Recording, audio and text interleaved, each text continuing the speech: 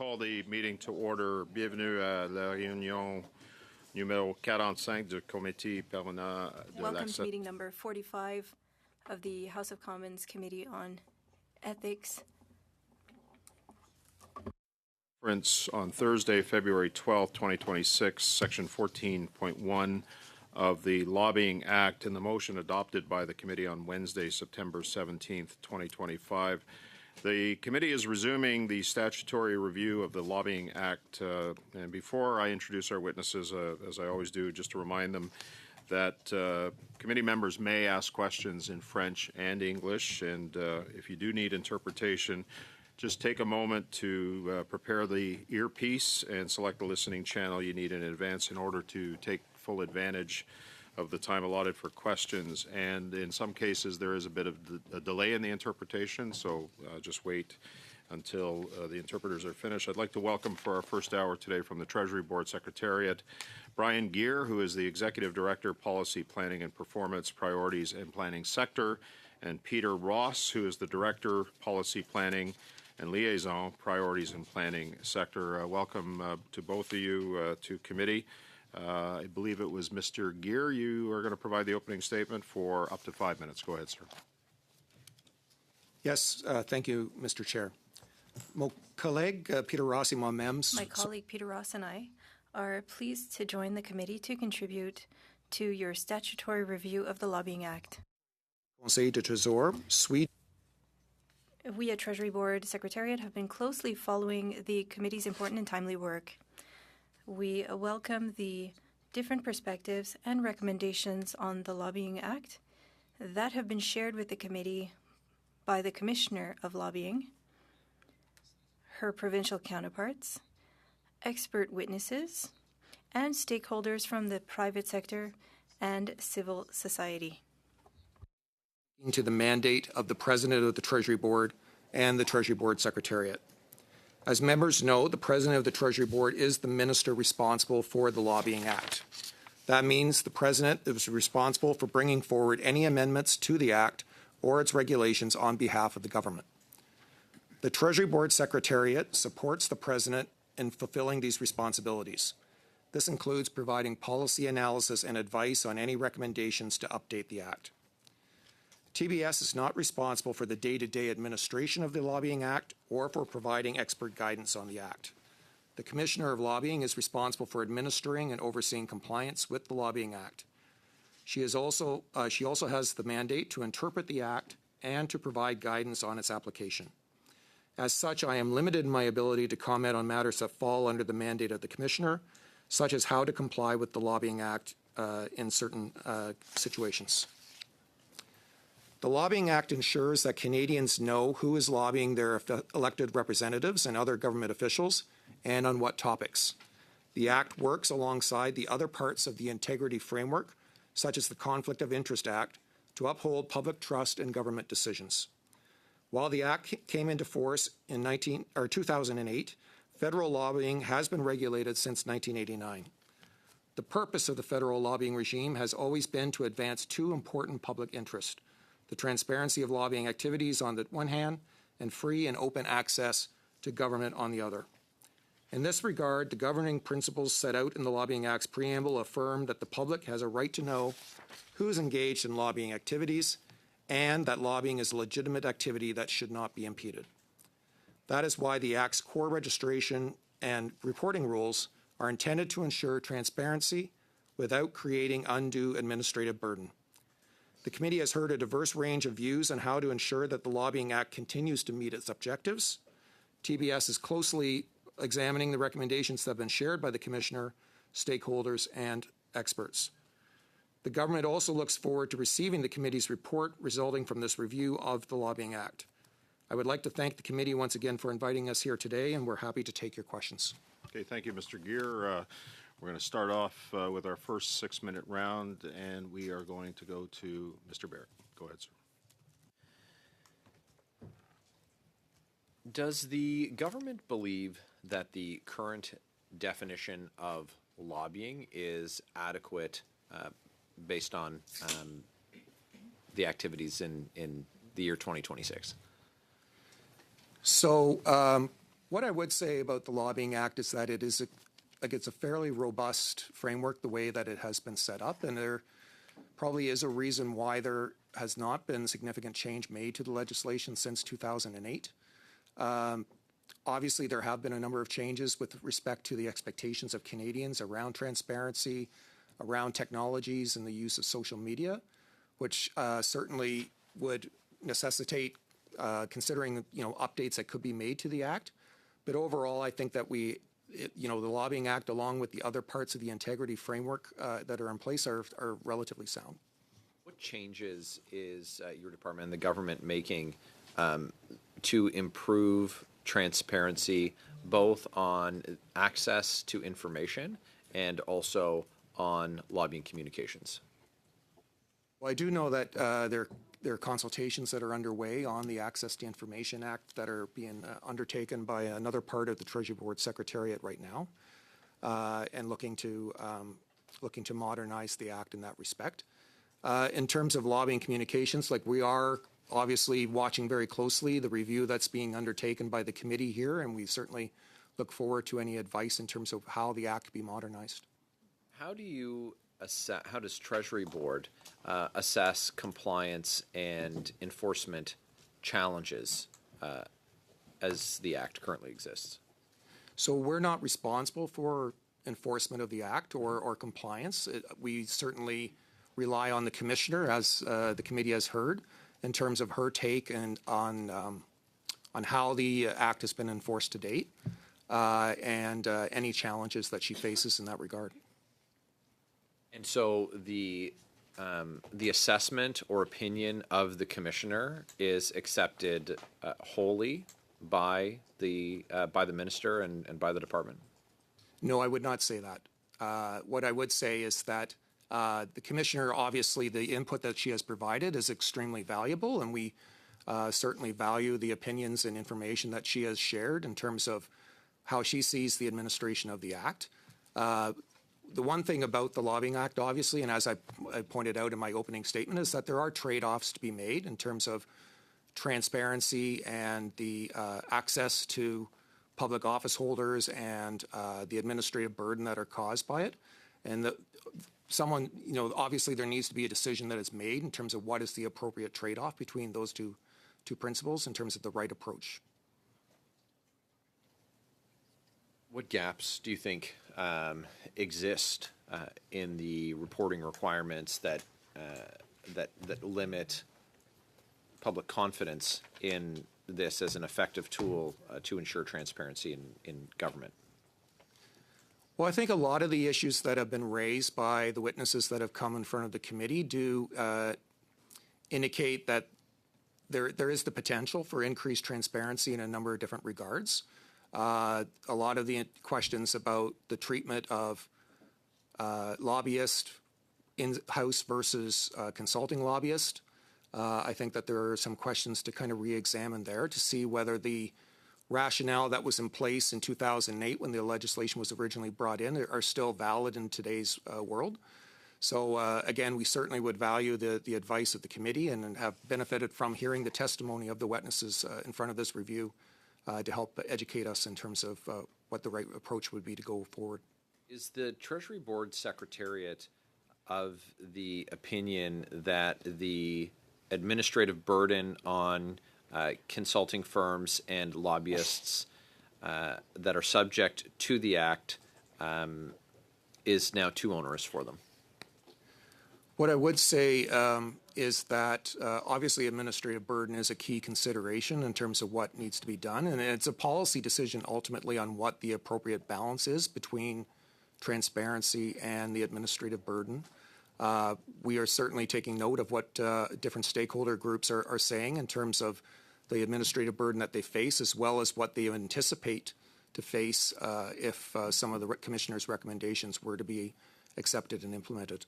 Has the TBS changed its position on that administrative burden since the last time a review was undertaken? It's hard for me to comment in terms of what the position was of TBS at the last time of the review. That was 14 years ago now, and so I wasn't in the chair at that time. What I will say is that administrative burden certainly is an important consideration in a lot of the work that the Treasury Board Secretariat is currently undertaking. And obviously, the President of the Treasury Board has been leading a regulatory red tape review, for example, and looking at ways to make things easier for business in a number of different regards. So that's definitely a priority for the department and for the President, and something that we would take into consideration.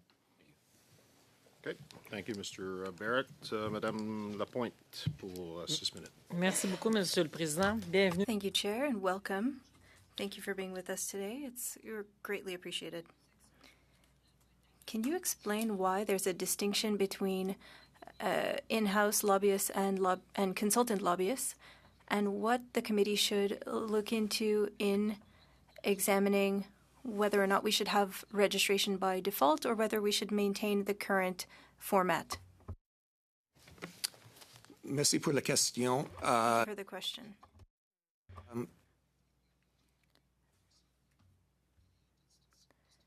There's a distinction between the in-house lobbyists and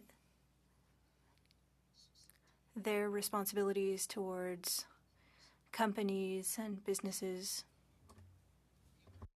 A few regimes in the world that actually includes in-house lobbyists in terms of the lobbying regime. So we actually have gone a lot farther than most regimes where they only look at consultant lobbyists. And the reason why there are some distinctions is because it is hard to, within that whole population of in-house lobbyists, there are a lot of different types of people that fall into that population. For example, we could be talking about small business owners. We could be talking about heads of charitable organizations. Or we could be talking about CEOs of major corporations, right? Major multinational corporations as well. So while one of the beauties of the Lobbying Act is that it has such a broad scope and it's very comprehensive in its reach in terms of capturing both in-house and consultant lobbyists, and there are roughly 9,000 consultants that are currently registered within the current regime, which is very significant, I would say. It's hard to then be able to adopt a one-size-fits-all approach for all lobbyists within that population. So that's why I think that we've adopted the approach that is in the legislation was adopted the way it was. Absolutely, it's time to kind of take a look at it and see how it works and whether there are opportunities for improvement within the current circumstances. But overall, I think that explains the rationale behind the approach that's been part of the legislation. Merci. Thank you. Earlier, my colleague mentioned transparency. How can we strengthen transparency with the regime while maintaining an open and efficient dialogue between decision makers and stakeholders? Merci pour la question. Thank you for the question. Transparency and access to government officials, these are both very important, and they're at the foundation of the legislation. I think in terms of some of the recommendations that have been put forward, there are opportunities for increasing transparency there, and that they need to be looked at carefully to understand what all the different considerations and implications would be. What I would say is that, for example, the recommendations that have been put forward by the Commissioner, a lot of them do have effects on each other, and they kind of compound the different impacts that would be hitting the lobbyist population. So we would definitely need to, kind of carefully consider what the cumulative effect of administrative burden would be in terms of moving forward in certain regards if we wanted to try to increase that transparency. The other thing, too, is that we need to be very kind of mindful of what the value of additional measures would be in terms of increasing transparency. And looking at that carefully in terms of is that information, is the saying in English is is the juice worth the squeeze? Would the value of that additional information really be worthy of the cost of the implementation and the potential administrative burden for lobbyists? Merci. À votre avis, Thank you. What elements from the current regime are working well and should be maintained in the modernization of the Act?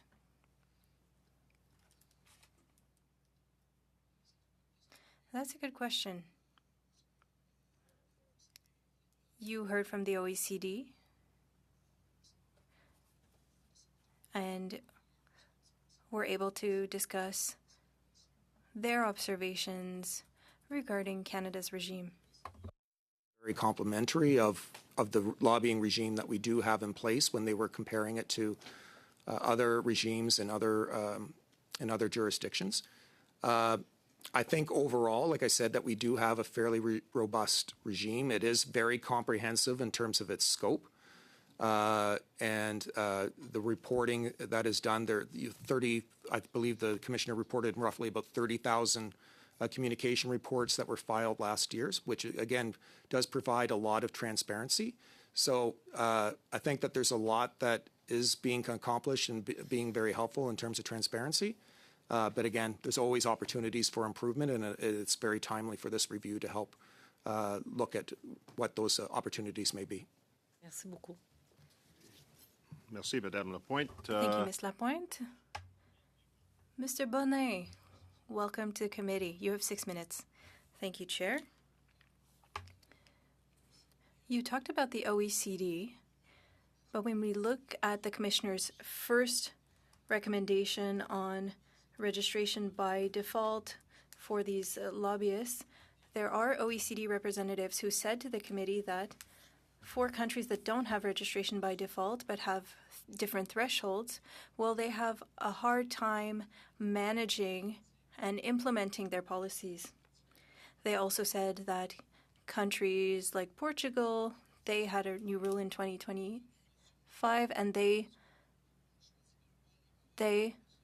chose to not use a threshold, but to rather have registration by default. And so managing things having a threshold is more complicated than having registration by default. Would that not be a better idea? Would that not simplify things?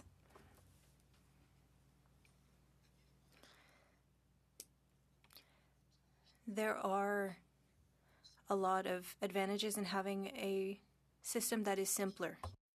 Although I think that there would need to be conditions and thresholds in place. For example, the British Columbia regime talks about how they do registration by default, but even in those cases, the small businesses with employees of less than 6 persons are exempt from the registration requirement.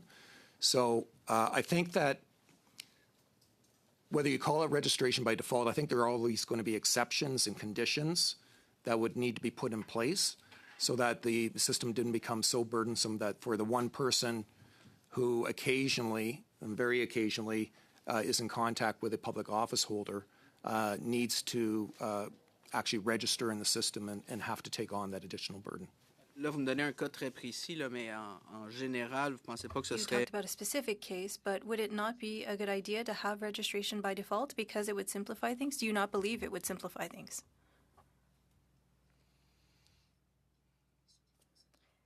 That is an option.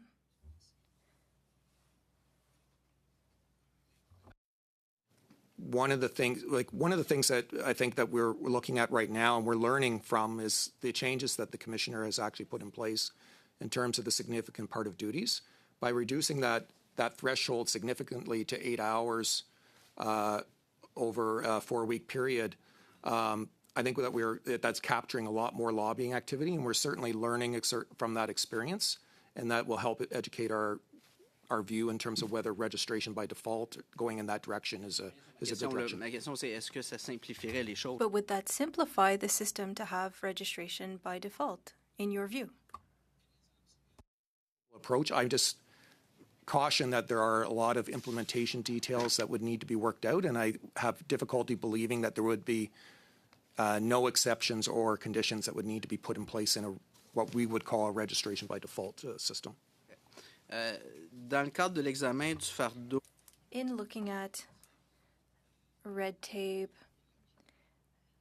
and saving and cost savings for government, you mentioned that you would be reviewing registration requirements for the lobbyist registry, and the goal is to reduce the administrative burden for legal entities, organizations that are subject to the Lobbying Act.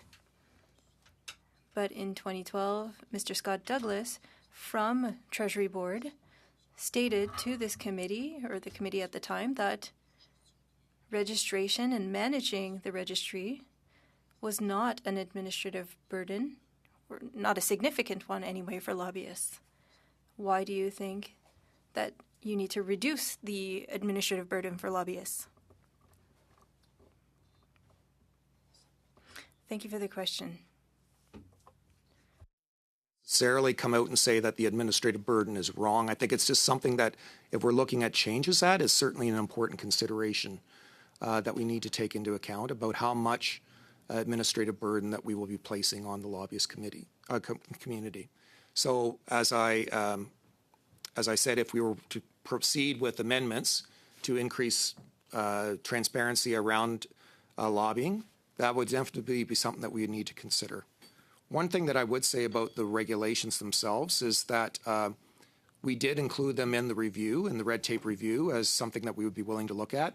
This committee then announced that it would be looking at doing a statutory review of the Act. So we did put that on hold until we received the input of the committee to do that. But we certainly are keeping an eye on how recommendations come and deciding what the approach would be. And then we would undertake that review again.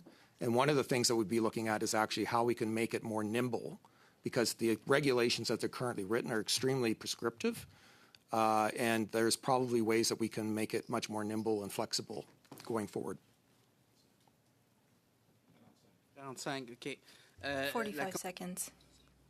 The commissioner believes that her office could manage that all communications be subject to registration, so phone calls, texts that currently aren't subject to the Act. Do you believe that the commissioner's request would stop any kind of activities that aren't currently being seized that we would be able to see now? Thank you for the question. With technological changes and changes in communication, things are very different now than they used to be. Came into effect in 2008. Obviously, the texts, the types of communications that we do, social media and other, have changed significantly. So I think that is certainly a question that we should look at, and we would value the input of the committee and others in terms of how that could be modified. Monsieur Bonnet, second Thank round. you, Mr. Bonnet. 5 minutes. Commencez, s'il vous plaît. Merci d'être avec nous. Alors, Thank you for being with us. I listened to your opening remarks. So your Treasury Board is responsible for the legislation. You said this in English, but in French, I'll try to repeat it, that the goal is to improve Canadians' trust in the work that is being done in Parliament and by the institutions, correct? And from 2008 to now, do you believe that people trust their institutions more or less than they used to? Thank you for the question. There are a lot of challenges in maintaining the public's trust for their institutions. That have led to that. vous êtes d'accord qu'il y a plus ou moins de confiance? So Les gens do you agree that people don't trust their institutions as much because of these challenges? Showing public opinion that have shown that confidence in public institutions has declined over time. Again, I'm not sure I would attribute that just to Non, the mais lobbying ça act, fait but- juste dire que votre travail est important parce que vous êtes Your en... work is important. You're responsible for something that is there to maintain trust in institutions. You talked about trade-offs earlier, the advantages, the disadvantages, so pressure put on lobbyists for registration, and then the administrative side that would be required to manage all that. Knowing that people are losing trust in our institutions, do you not think then we should focus on rebuilding trust, and so we should be more transparent? Reducing these thresholds might undermine trust further.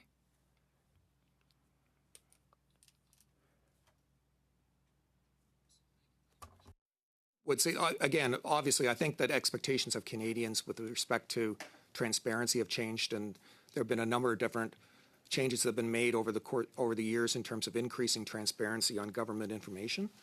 For example, so obviously, yes, I would say that we should be very cognizant of that, and that should be an important consideration when we're looking at potential changes to the Act. On the other hand, the importance of cost and the cost on business and the cost of nonprofit organizations in terms of dealing with red tape, we've also heard that to be a significant concern. And so it's also an important consideration going forward. Allons sur ce que vous venez de dire là. Donc, en 2012, votre... In 2012, your department, Treasury Board, stated that lobbyists respect deadlines, there are no issues, and that there is very little administrative burden because of the website that was put in place. And so if your website was improved, and in 2012 it was not a problem, there were no issues with registration, and you said not long ago that it was extremely restrictive. So what happened between 2012 and now that made it go from efficient in 2012, and yet now with the improvements of your website, now it's considered extremely restrictive? What happened? Je m'excuse s'il y a une... I may have misspoke. The cost of the regime right now is too high. What I was just pointing out was that if we were to make changes to the legislation, that we need to be very cognizant of what the changes would be and the impact that would have on the administrative cost. So I think that generally our view is that, and it's probably in line with what we said in 2012, that the current burden is probably appropriate in order to fulfill the provisions as they are now. But I'm very mindful of the recommendations that have been brought forward to the committee by the Commissioner, and that the push for greater transparency in a number of different regards. And I'm just pointing out that in terms of good public policy, it needs to be a consideration of what the appropriate balance would be between transparency and administrative burden. Merci. La commissaire au lobbying a dit ici, en fait... The lobbying commissioner said to us that there's not enough transparency in the federal regime, and we know that it is important. There were proposals, registration by default, that you register all types of communication, naming all of the in-house lobbyists. We have that in Quebec. And if we want to have that throughout Canada, and we want to increase the threshold and not lower it, why then are you proposing reducing what is required of lobbyists when requirements in the provinces are higher? A quick response, please. Lower the threshold at all. Again, I'm just pointing out that as we consider any potential changes, and there's a lot of interest in more transparency, that we take the cost into account. Thank you, Mr. Gear. Merci, Mr. Hardy. Thank you, Mr. Hardy. Mr. Alsoud. Thank you, Chair. Mr. Gear, Mr. Ross, thank you both for taking the time to be with us today.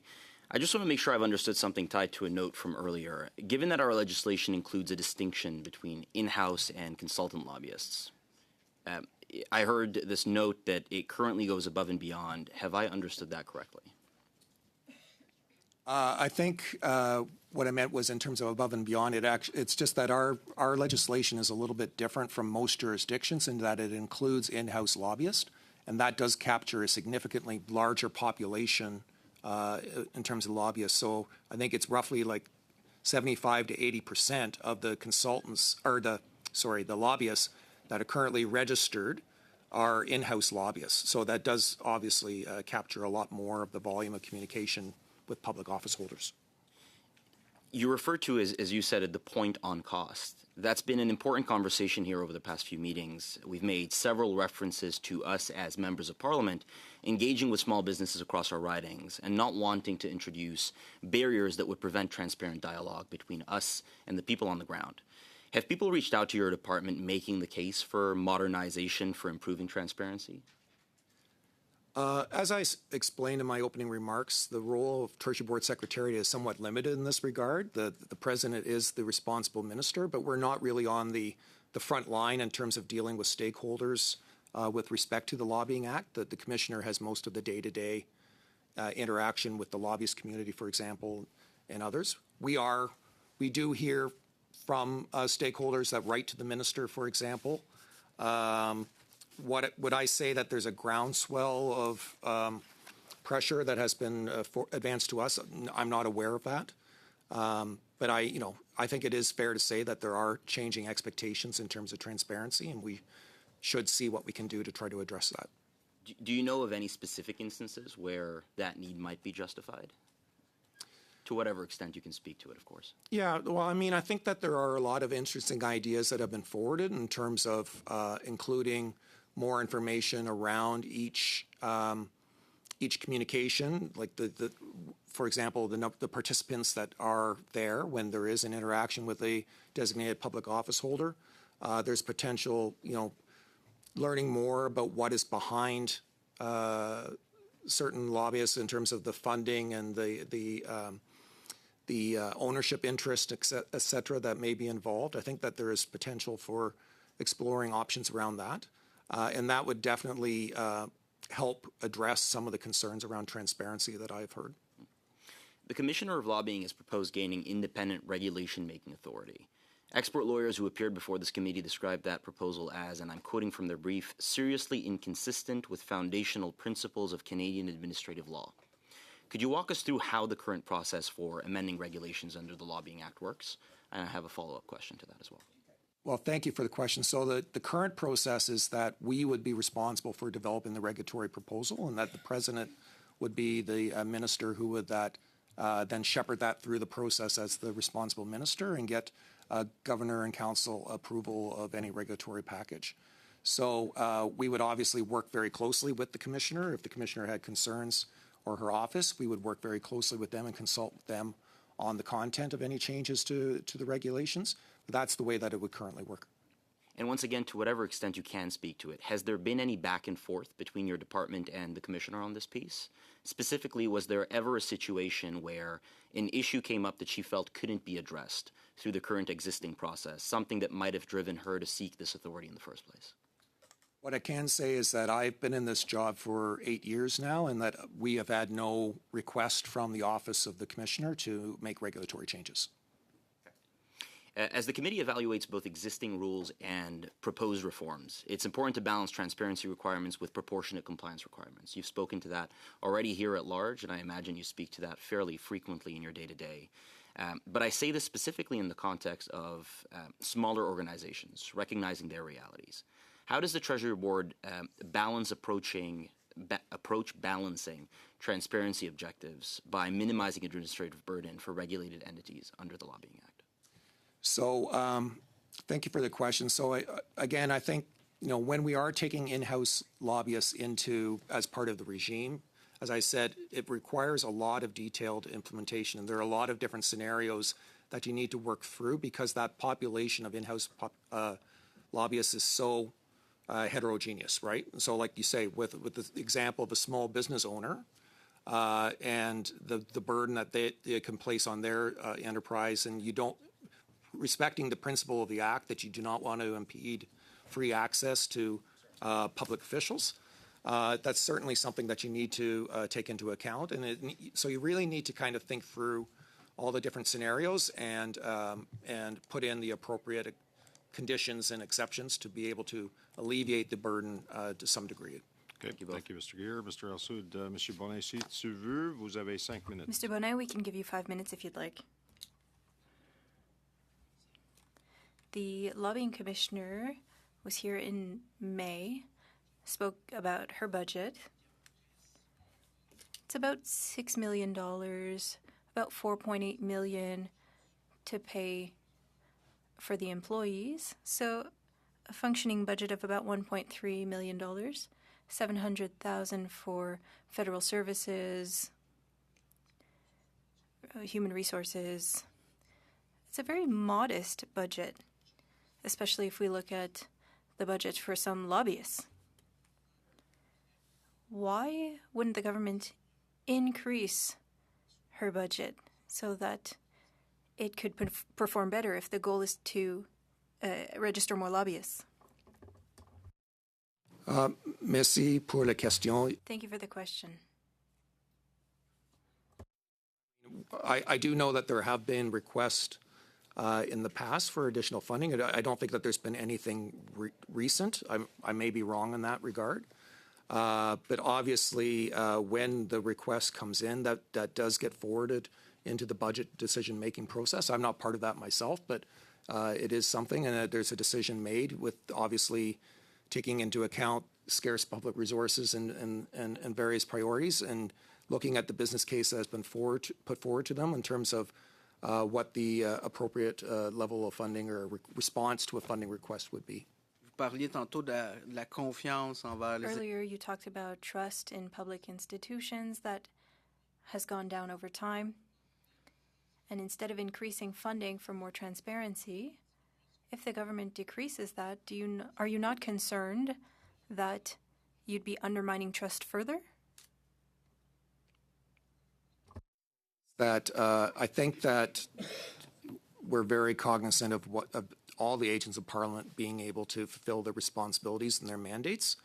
Obviously, if there were decisions made to increase transparency, and some of the recommendations that were put forward by the Commissioner would significantly increase, I imagine, the work that would be faced by her office. And so that is something that would need to be considered in terms of making sure that the office had the adequate resources required to be able to implement whatever changes were put forward. Et la commissaire a parlé devant ce comité. The Commissioner stated that there are different agents of Parliament, and she's a part of those agents. They need to ask for funding through government, and this compromises her independence, having to request additional funding, and she would like for us to look into a different funding model, to look into a model like New Zealand, for example, where they are fully independent, they're not subject to the current ideology. What is your opinion on that proposal regarding full independence, and if you could explain your point of view? Thank you for the question. I know that that's a common theme for these agents of Parliament. Certainly heard the argument from all the different agents of Parliament that it's important. They feel it's important for their independence. Les autres agents, désolé, je parle pas des autres agents, je parle quand I'm not même speaking of the other agents of Parliament. I'm talking about the lobbying commissioner specifically and her case. Feels that way, and that's that she has some concerns about the effect that it has on her independence. What I can just say is that the current system does take into account and look very carefully at the requests that are put forward by agents of Parliament, and decisions are made accordingly. Je sais comment c'est fait, mais moi je veux votre opinion sur I l'idée know how it works, but regarding her wanting more independence in her funding, do you think that it's a good idea? Would it help foster transparency? Express an opinion on the budget making process and on the way that funding for agents of Parliament is decided. Vous n'avez pas d'opinion. OK. No opinion. I see. I have about 20 seconds left. I've understood that there is no immunity for the commissioner for any legal proceedings. Do you agree that she should have additional powers and immunity? I know that this is one of the recommendations that the Commissioner has put forward, and that other agents of Parliament do have immunity in certain respects, and that this is something that should definitely be considered as we're kind of looking to renew the Act. Merci, Monsieur Bonnet. Thank you, Mr. Bonnet. Mr. Cooper. Thank you very much, Mr. Chair. Thank you to Mr. Ross and Mr. Gear for your testimony. Has Treasury Board Secretariat undertaken an analysis of the recommendations of the changes proposed by the Lobbying Commissioner? What I would say is that we have we're undertaking that analysis now, and it's ongoing. And the review is scheduled to take place sometime in the fall. Is that the plan to commence? The regulatory review? Or? Yes. by TBS? So what we have done, like I said, we had initially planned to conduct a review of the regulations, and we announced that as part of the 60-day red tape review in early September of 2025. I think it was a couple of weeks later that the committee had adopted the motion looking to start the statutory review of the Act. So we have put a pause on the regulatory review until this review was complete, and that we make some decisions in terms of whether any changes are required to the legislation or the regulations as a result of the review. Okay. And do you have any timeline for when the review will be completed? I don't have that timeline for you right now, so. And why was it necessary to suspend or halt the commencement of the review until this committee did its work? Why not begin the process in parallel? Well, I think that it was important that we didn't go too far down the road of looking at regulatory changes when we didn't know what exactly was going to come out of this review. And we definitely look forward to hearing what the committee wants to suggest, and then allow the government to make a decision in terms of how it would like to proceed with respect to those recommendations. Yeah, it just seems that, in my view, there are changes that are required to strengthen the Act. The lobbying commissioner for years has been highlighting gaps with respect to transparency in terms of what is not covered. And it just seems that the longer this goes on, the longer the government will drag its feet and not take up, frankly, much needed changes to the Act to update it, which, as you note, is now nearly 20 years old, and a lot has changed in that time. But when it comes to the administrative burden, from the standpoint of those who register, who are lobbyists, the commissioner takes a very different view of it, insofar as she notes it takes 20 minutes to fill out, 5 minutes to submit. Perhaps that is generous. Perhaps it is more burdensome than that. But when you look at, for example, registration, late registrations, the percentages are quite low, which would indicate that it's not all that difficult for lobbyists to register in compliance with the Act. Is that fair? So I know the commissioner has expressed her view in terms of how long it would take to fulfill a specific transaction in terms of a specific report, and that it would only take a few minutes. I think she indicated in numerous instances. What I think that is important, though, is that if we are considering changes to the Act, and some of the ones that have been proposed by the commissioner, not only expand obligations on lobbyists themselves, it expands the population of designated public office holders, it would expand the type of information that would be required to be reported, et cetera. So it would be very important to look at the cumulative impact of any changes that we decide to go forward with and see what the impact would be on all those in the lobbyist population, including small business owners, executive members, volunteers of associations, et cetera. Thank you.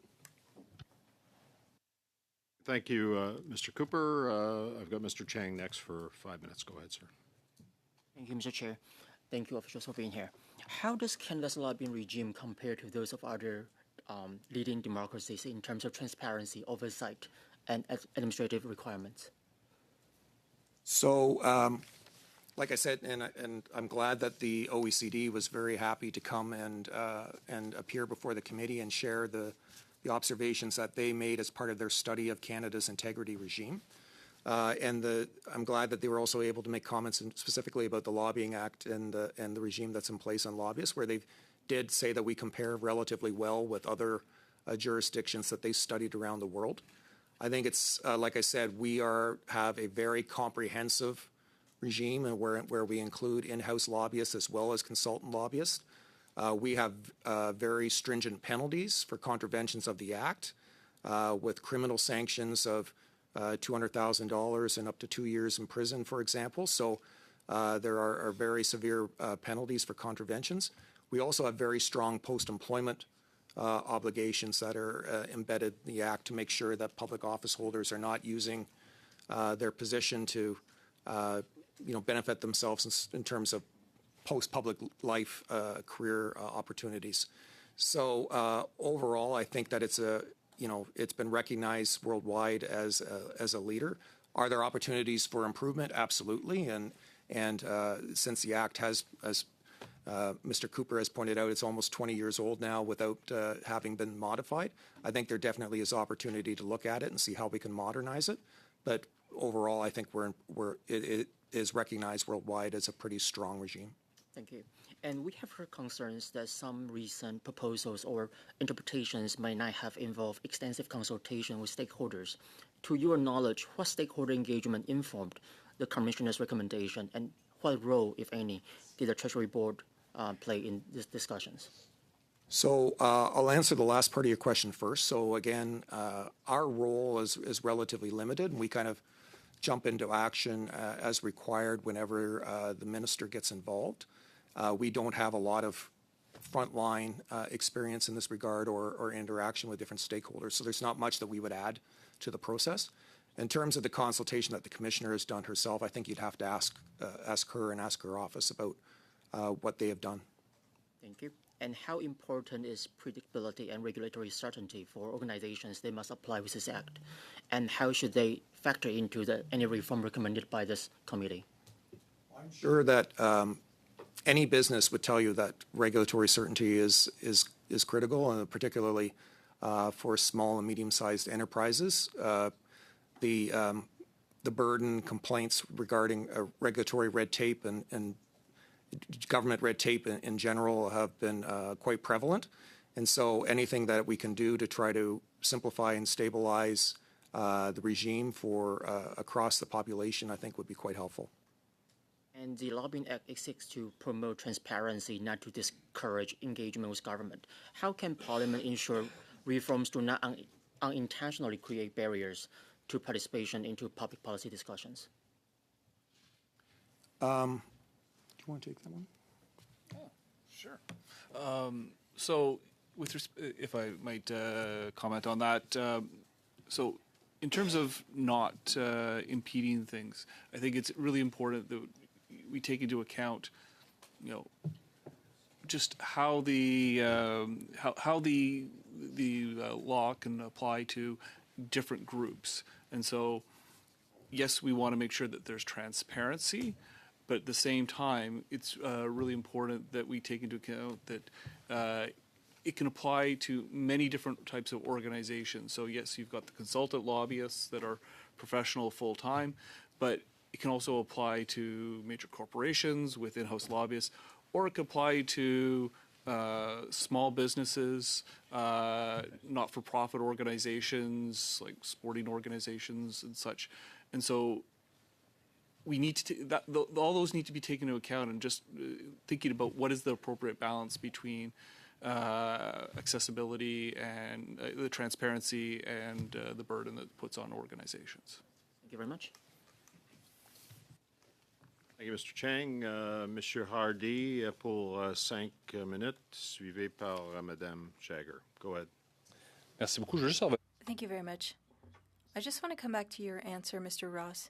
You just said that we need to focus on the administrative burden that could be harder for a small business or for volunteers compared to larger businesses. But if the goal is the same, if we're wanting to have government grants, or if you're seeking to lobby decision makers, regardless of who's doing it, if the goal is the same, they should have to follow the same administrative rules, no?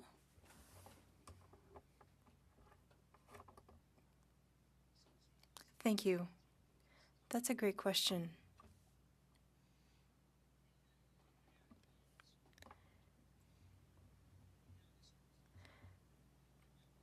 There are circumstances where you would need the same rules for everyone. But if you look at the different regimes throughout the country, there are still exemptions. Colombia, which is often identified as one of the leading jurisdictions in this area. They do talk like there are exceptions for small business, like for small organizations that have 6 or fewer employees, and that they don't follow the same rules necessarily as an organization that has hundreds of employees or thousands of employees, and just. That's the sort of thing that needs to be taken into consideration, because they're doing it full time versus, engaging. On est d'accord sur le fait que si une personne fait ça plein temps, temps partiel. We agree if somebody is paid, unpaid, if they do it full time, part time. If the goal is to influence a decision maker through lobbying, if I'm rich or I'm poor, if I'm driving at 200 kilometers an hour on the highway, the consequences are going to be the same. So we talked about impacts of violating the law. You talked about 250,000 in fines or prison time. Who will need to implement those consequences? Is it the commissioner who implements the consequences? Does she have the power to do that? No, the way that it works right now, and I believe the commissioner spoke to this, is that if she has reason to believe that a contravention of the act has taken place, then she refers that matter to the police, and it's usually the RCMP. Donc, elle n'a pas le pouvoir de le faire, puis ça, dans le fond, So ma she question. doesn't have the power to do that. And I already knew the answer, but I wanted to know how many times it's happened that lobbyists who contravened the act were sent to prison or had to pay a fine. The RCMP, when they were here, and there were cases that ended up in the media, but it didn't lead to any charges or fines. To my understanding, I think that there have been charges laid. There have been a couple of charges laid over the last couple of years. I don't have the specific dates, and I know that one person was convicted of the charge. Now, I won't say that necessarily that they faced jail time. I can't remember exactly how that concluded, but I would still say that the threat of those criminal sanctions does have an important impact in terms of deterrence and encouraging people to be in compliance. Vous pensez que si la commissaire avait plus de pouvoir? Do you think that if the commissioner had more powers, that would be a quicker deterrent? Does the commissioner have enough powers currently? So I know that the commissioner has put forward the idea of more measures to help ensure compliance, encouraging compliance, including things like administrative monetary penalties and temporary lobbying bans, etc. I think that it is certainly worth looking at different options that could give her more tools in her toolbox to help encourage compliance amongst the lobbyist community. I'm not sure whether there's a big problem right now in terms of non-compliance, and I'm not sure whether the commissioner has said that either, that she is worried about it. I think that they've actually done a very good job, her and her office, in terms of working with public office holders to ensure that they are in compliance through education and public awareness and providing guidance, etc. And Qu'est-ce que le ministre en pense de ça? Mr. Hardy, Your time is up, Mr. Hardy. Apologies. 5 minutes had hit on the clock. Ms. Jagger, you have 5 minutes. Go ahead. Thank you, Chair. And thank you, Mr. Ross and Mr. Gear, for being here today and providing these insights. I'm going to just build upon some of the line of questioning that we've had and refer to recommendations 17 and 21. It seems that the Commissioner of Lobbying is seeking certain powers that are normally associated with other agents of Parliament. But from what I understand, most agents of Parliament deal primarily with the federal government and designated public office holders, whereas the Commissioner has a somewhat broader, more public-facing role. With that in mind, can you elaborate on what those two recommendations would actually mean in practice and what considerations the committee should be thinking about? So thank you for the question. Unfortunately, you didn't invite any lawyers here today, so we're not able to provide all the legal details behind the different legal arguments that there may be or legal considerations. It is noted that other agents of Parliament do have immunity right now and for different cases, and that many of those agents of Parliament are more dealing with government than dealing with the public. We have been looking at this question internally and trying to figure out exactly the rationale for why the immunity was not included in the Act when it was first brought in 2008. And so it's something that I think that we would want to look at again and consider. In terms of the compliance measures, like I just said, I know that the Commissioner has indicated that she would like to have more flexibility in terms of tools to encourage compliance, including administrative monetary penalties. There are a number of legal considerations that need to be put in place as well, or taken into account when we're looking at these additional tools, that they're not actually punitive measures, that they actually are focused solely on encouraging compliance. And so that would all become the kind of analysis would be done in terms of if there was consideration of giving her those additional tools. Thank you. I appreciate those insights and that information, and I look forward to having more people appear on this study so that we can provide the insights that you're looking for. With that, Chair, I would like to move resumption of the debate that was the motion moved by Leslie Church at Ethics Committee on April 13th. Okay, which, just remind me again, On which the motion? Privacy Act. The which? On the Privacy Act, the study on the Privacy Act. Study on the Privacy Act. Okay. I'm going to ask you to just stay in your chairs if you don't mind, and we'll see where this goes. But I'm just going to get some advice from the clerk here. So it is a dilatory motion, so we do have to proceed to a vote on the motion that's been moved by Ms. Chagger to the resumption of April 13th debate on the Privacy Act. So do we have consensus on that? I don't have the motion in front of me, so Okay. I'll use your roll call as time to research. Yeah, so Madam Clerk, if you want to just pull To the vote? pull up the motion first of all, just because I want all members to be clear of what the motion was about.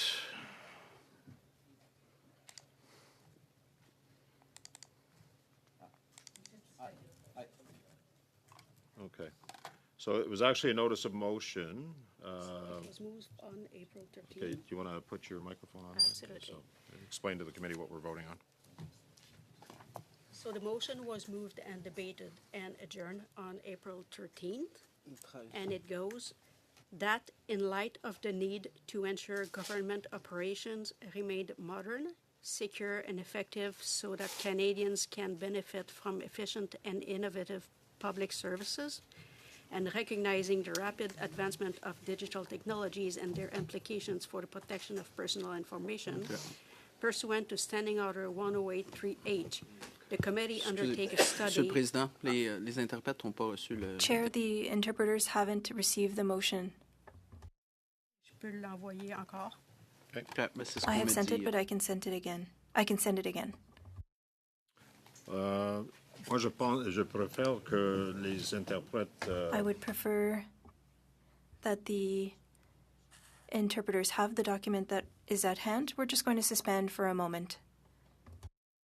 I was the last round of questioning anyway. Yeah, Mr. Ross and Mr. Gear, I'm going to let you go. I want to thank you on behalf of the committee for being here and participating in this study today. So I'm going to suspend for a minute just to make sure that the interpreters have a copy of the of what we're debating.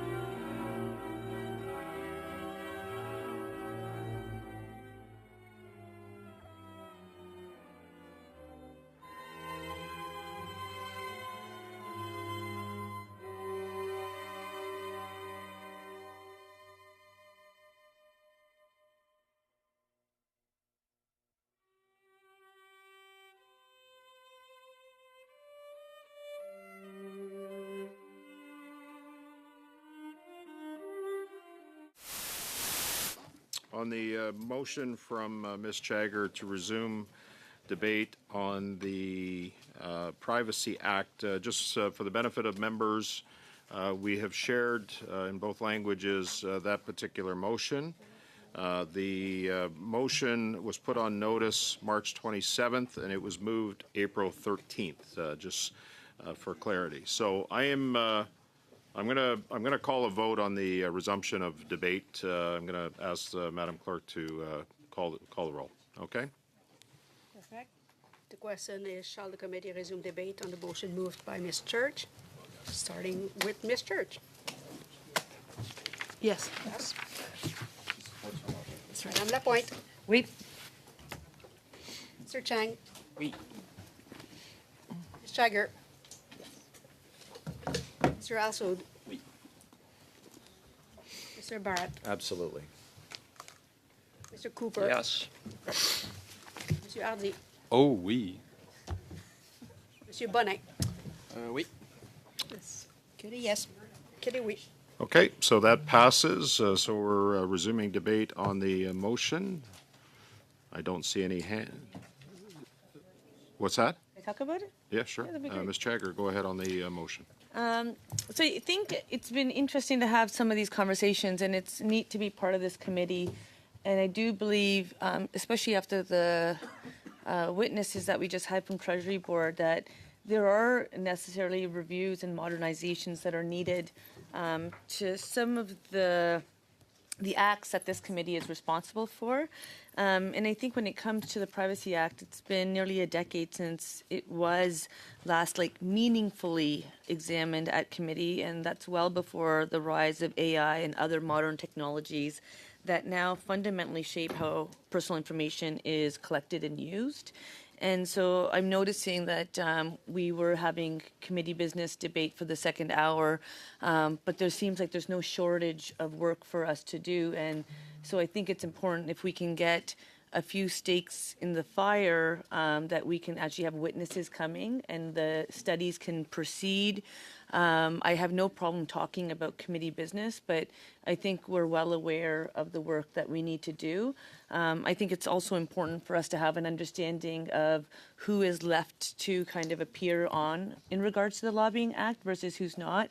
I know that there was a number of witnesses suggested to you, Chair, that this committee put forward. So perhaps getting a status of who's replying, who's not responding, so that we can kind of see how many more meetings are needed for that, and that we can then have another study. I'm pretty confident that we can have a couple studies happening at the same time. I know that the Treasury Board has launched a review of the Act, and with our government committed to modernizing its operations, we believe that it's essential that the committee members first receive a thorough briefing on the Privacy Act, and this includes, hearing from the Treasury Board officials, a Privacy Commissioner, relevant departmental officials, other commissioners. So I would entertain that conversation. So I think this is something we can resolve rather quickly, perhaps, and we can suggest witnesses so that, Chair, you can keep the committee moving with ample discussion on matters that are relevant not only to the work that we do here, but to Canadians. So with that, I say I'm pleased to see all committees members supporting the resumption of this debate, and I look forward to seeing it flow and move forward quickly. Thank you, Ms. Jagger. And purpose of committee business tonight was to update the committee members on where we were at with the Lobbying Act. And so when we get to that point, we'll be glad to update committee members. Monsieur Bonnet, sur la motion. Mr. Bonnet on the motion. Thank you, Chair. 2 comments for my honourable colleague. The first is as follows. Regarding priorities for the committee, there was a report on AI that it would be important to finish, and I think you agree with that, before starting another study. And if I understood correctly, there was a proposed study that included 10 meetings, up to 10 meetings. That's a lot of meetings. I understand that it's a significant file, but 10 meetings, given all of the important files that this committee has to manage, this is opening the door to spending a lot of time when you should be focused on other things as well. So would you be open to shortening this study? Thank you. There's a question to you, Ms. Jagger, so I'm going to, through the chair, go to you for an answer to the response, for a response. Thank you, Chair.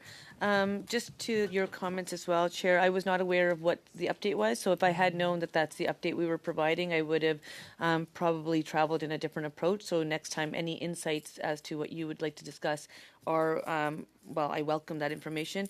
To Mr. Bonnet, the way the motion reads is that not greater than, so 10 meetings would be the maximum. I am more than fine with less meetings. I haven't talked to my colleagues, but I think if we can be efficient in the use of our time and having witnesses appear, then we can at least get to some of the work we need to do. And even when it comes to the reports that we need to, the draft reports we need to review and submit, that we might want to get just some of that stuff presented and possibly some action on it. So yes, I welcome having a lot less than 10 meetings. I just want to get work done. That's why I'm here. You, Monsieur Bonnet. Mr. Bonnet, I would propose then an amendment to your motion. So we could say not greater than 6 meetings, perhaps? Tu peux proposer l'amendement. You could propose that amendment, yes, and we'll move to discussion on the amendment. The amendment is to change the wording for no greater than 6 meetings. Okay, merci. On the amendment, Ms. Jagger. So I have no concerns with the amendment, Chair, but I do have confidence in the work that you do. So I think for me, it would really be dependent on, so I look forward to hearing other comments, but for me, it would be dependent on which witnesses are being presented, where do they have to appear on their own, where can you have panels.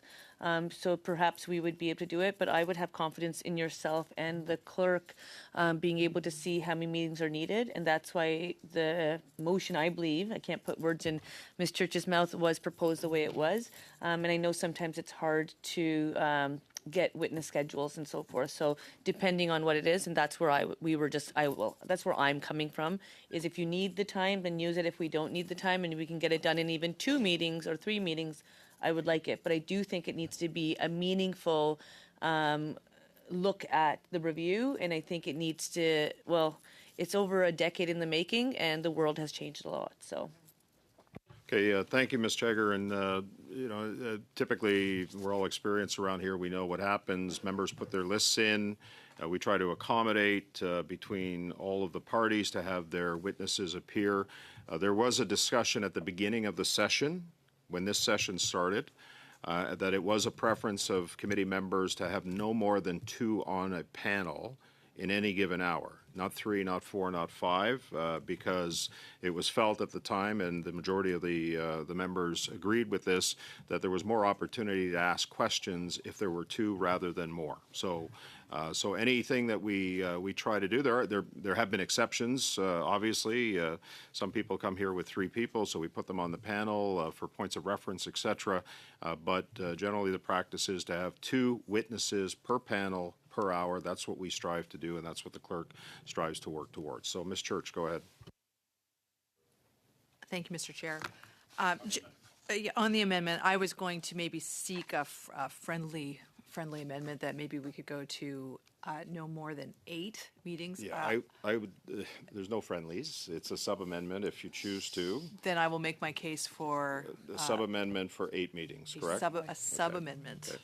Sub-amendment for 8 meetings. And I would just say, I really do appreciate my colleagues' comments about making sure that we are managing the business of the committee and tying up some of the reports that we have underway. I do think when it comes to privacy, we are, first of all, squarely within the mandate of this committee. As my colleague set out, we are a decade overdue or more in terms of an update to a very technical, important piece of legislation. I certainly am aware that the Treasury Board Secretariat has also launched a review of the Privacy Act, and so this is actually an opportunity for this committee to really have an input into the work that government is going to do around that legislation. So I think this is a moment for that. And I think as a result of all of those, I think you're going to find that there is actually quite a bit of demand for people to present to this committee so that we actually do have and have a chance to hear the expertise on this act to be able to provide a solid report and input, including from the commissioners themselves who are kind of the tip of the iceberg on this. So, I have no illusions that this is something that gets done in the next month before we break for the summer. But I think that we should just allocate maybe just a slightly longer time frame for this in terms of our meeting schedule, if we're realistic about the kind of contribution we want to make to this. Okay, thank you, Ms. Church. Si tu veux, j'ai capable de... We can have 8 meetings if you agree with that sub-amendment. We don't need a sub-amendment if you agree with it. If you agree, we can vote on having 8 meetings, Mr. Bonnet. Yes. We're still on the amendment, not the sub-amendment. And that is to change it to 8 meetings. Any other discussion on that? No? Okay. Do we have consensus on the amendment then? We do? We do? We do? Okay, so on the main motion as amended, do we have consensus on the main motion? Go ahead. I just want, because I am new, so I appreciate the insights that you had at the beginning of the session. So thank you for sharing that with me and bringing me up to speed at least. I do hope, as it feels like this is going to go in the right direction, it would be nice to know what witnesses are being invited and then just getting a status of who's responding and who's not. And that's just something I'm missing with the Lobbying Act, which I understand now that you will be providing us an update on. So I would just like that to put that on the record as a request, please. Okay, Madam Clerk, maybe you can talk about the practices of when witnesses are submitted by each party, what the normal course of action is, so that Ms. Chagger is brought up to date on the work that you do in order to invite with the analysts witnesses to our committee, and how that's marked off, how it's moved. So, you want to do that? Just provide us with an update. Absolument. Alors, en général, ce comité-là, Usually, and I've been with this committee for a few years, and so we work very efficiently. So when we receive the witness lists from the different members, I then create a compiled list of witnesses. After that, the analyst, the chair, and I propose a working plan. This is a document that we distribute, and so members would have received the working plan. And this is not something that is set in stone, but if you have any comments, you are asked to share them with us. If not, we move forward with this plan.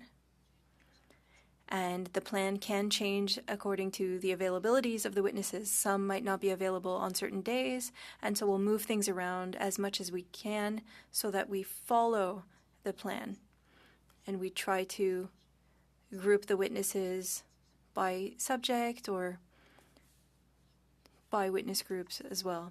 The work plan is distributed in advance, and after the meetings, informally, I often speak to MPs and staff and give an update on people who have been invited, who has been more difficult to reach. This, and for those members who were on this committee before April, would have received an update, and there were some witnesses that needed to be rescheduled because of debates, and we resumed where we were at before the debate. Thank you. Thank you, Clerk.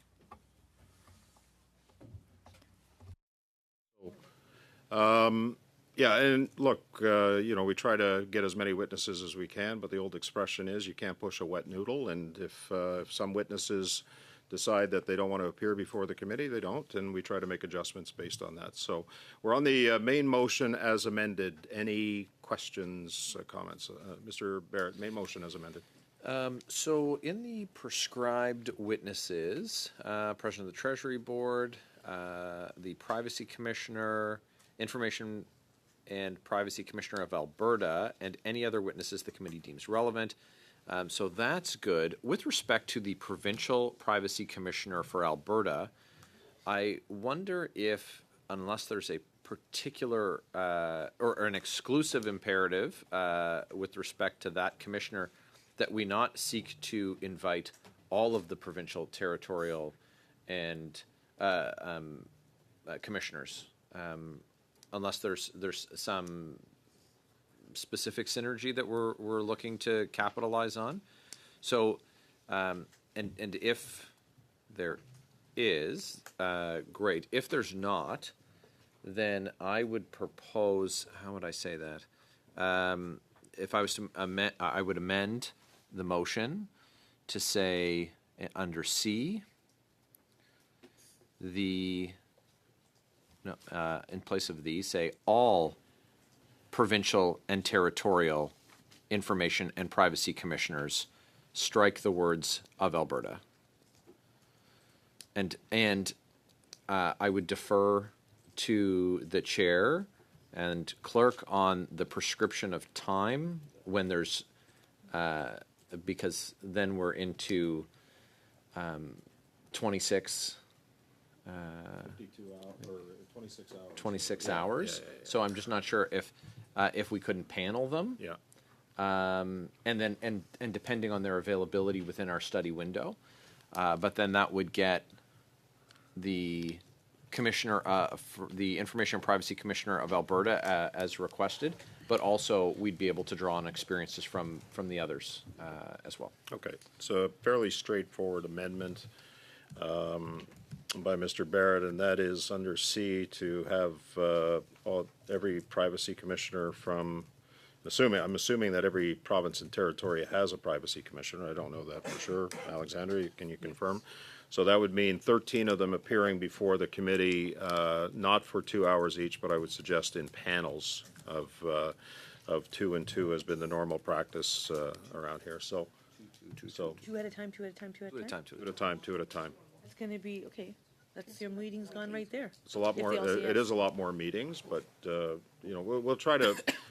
If the amendment does pass, we'll come back with a plan to do it, and maybe we do need 3 here at a time. So it's up to you guys to figure out what you want to do. So Mr. Barrett's amendment is to have the privacy commissioners from all provinces and territories. We agree. We agree with that. We will agree with that. The rationale was just because Alberta actually completed a significant privacy review last year, so they are the most recent province to have undertaken one. in a long time. So that's why we thought that they would have the most valuable insight, but we're certainly open to hearing from others. I think the suggestion to be flexible on the number we have during Yeah. an hour is Yeah. very good. Okay, I'll take that as direction from committee then, and the clerk will too. On Mr. Barrett's amendment, are we all, nous sommes tous en accord avec ça? Do we all agree with the amendment? What do you need? Clarification? Point of So, clarification? so under C, Yes. Mr. Barrett is proposing that that be amended to include all privacy commissioners from the provinces and territories, right? He wants to remove Alberta. I No, think no. the reference to Alberta is relevant, that's all. Well, all means all. It doesn't exclude Alberta. Like my interpretation of that, all is So we should including specify Alberta. because they are the only one that's current. All is general. I think we should specify Alberta because they're the only current ones, is what I'm saying. Okay, we can say Alberta and all other provinces then. It's the same thing. We're going to make them feel very special. Yes. I like that for them. I like Okay, that for them. Me too. sur Let's keep. l'amendement, Madame Lapointe. Ms. Lapointe on the amendment. If I read C, the Information and Privacy Commissioner of Alberta for 2 hours, are we requesting to have all of the commissioners? We're not going to have all of them for 2 hours. If we try to have 3 at a time, maybe 2 hours is too much. We could invite 2 or 3 of them, but if we keep that 2 hours, we're going to have all of them for 2 hours?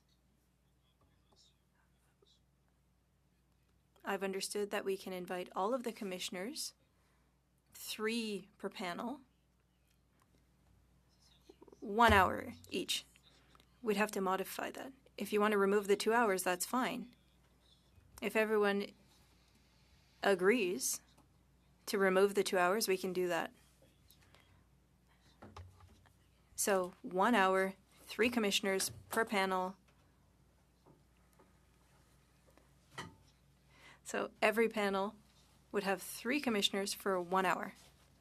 I think that would be reasonable. But we need to remove that 2 hours or else we'll be here all the way to the fall. Where are we, on the amendment, or are we on the main motion as amended? Well, there seems to be agreement. Okay, so there's agreement I don't on want the. to assume. No, I'm going to assume that there's agreement on the amendment. You want to name Quebec too, Gabrielle? Monsieur Bonnet, on va nommer le commissaire de Québec. Moi, j'aime bien Ontario aussi. I like Ontario too. Maybe we should name them too. We can't all speak at the same time for our interpreters. We can't all speak at the same time.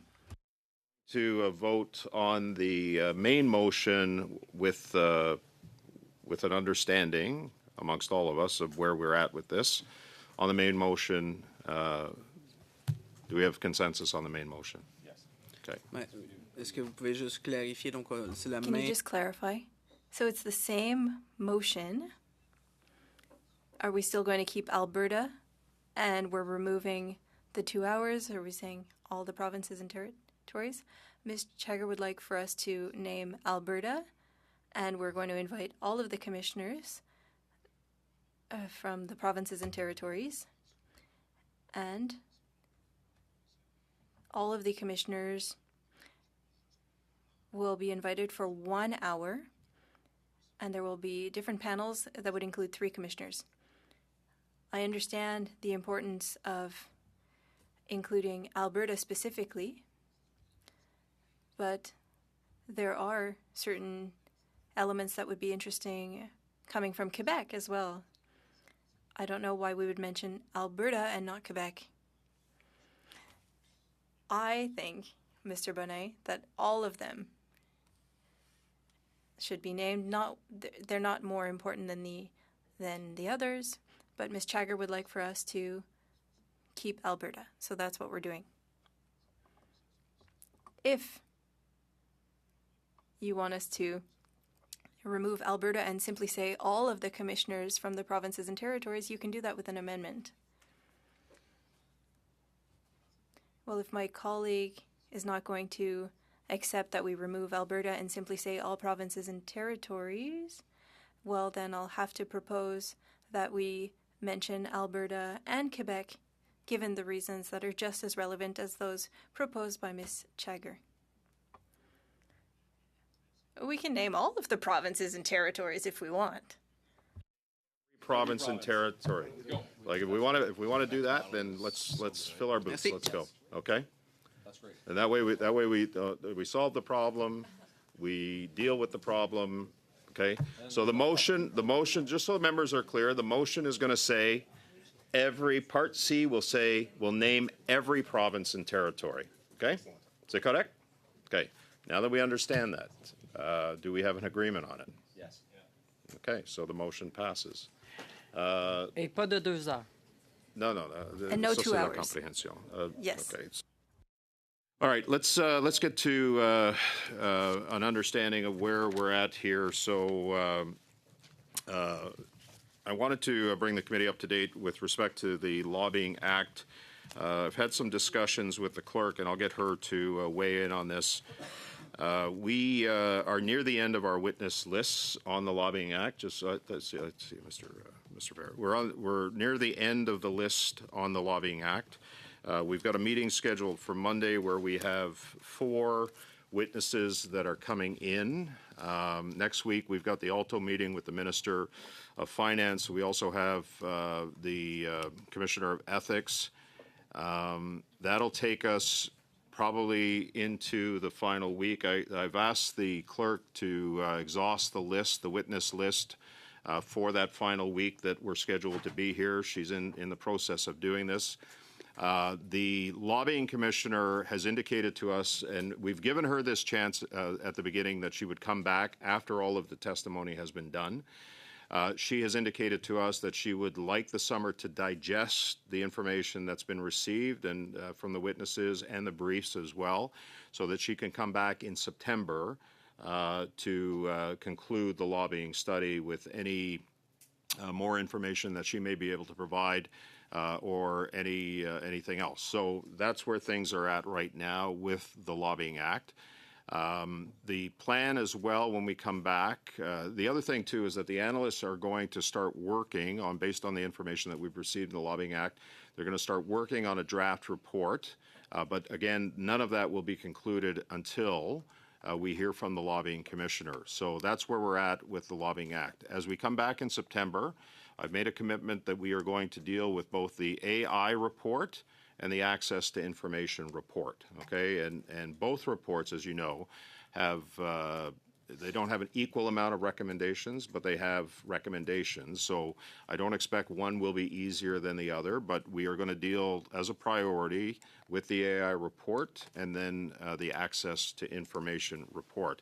And so I would like Madam Clerk to just provide us with an update on where we're at with the witness list right now for the lobbying study. I think I've said everything that I need to say, but Madam Clerk, if you can just provide us where we're at right now and give that to the committee, please. Absolument, merci. Alors, j'ai une copie. I have a copy of my document for the witnesses, and you can come see this list at the end of the meeting. I have sent invitations to the witnesses. Most have accepted, have appeared, or will be appearing shortly. A few said no, and some could not on the dates that they were invited, and that was March, April. Some were not available, for example, some of the professors.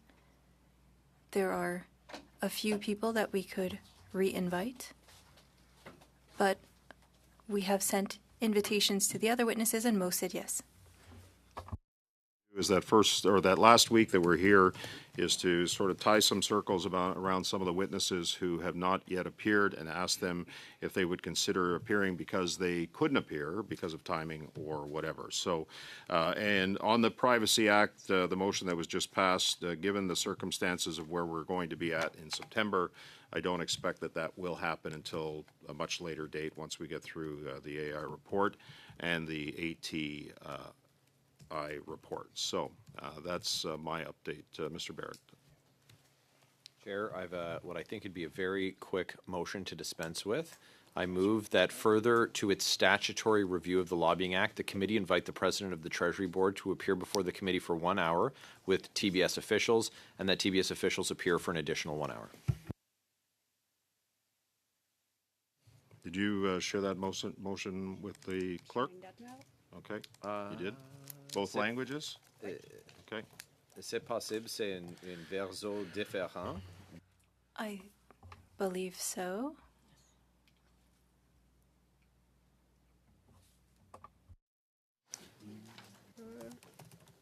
Okay, so But I expect that the version that I've just presented verbally will be well received. okay. So Mr. Barrett is moving a motion to invite the President of the Treasury Board for 1 hour in relation to the lobbying study and officials from the Treasury Board. Have you named the officials in the motion or not? That's what I have. I don't know if that's exactly what he said. Okay, so the motion, which has now been shared with committee members, that further to its statutory review of the Lobbying Act, the committee invite the President of the Treasury Board to appear before the committee for 2 hours, and the committee shall not proceed to drafting instructions for its report on the statutory review of the Lobbying Act until after the President of the Treasury Board appears. And so we obviously won't be moving to drafting instructions until the lobbying commissioner appears in September. So, if I may, Chair? Yeah.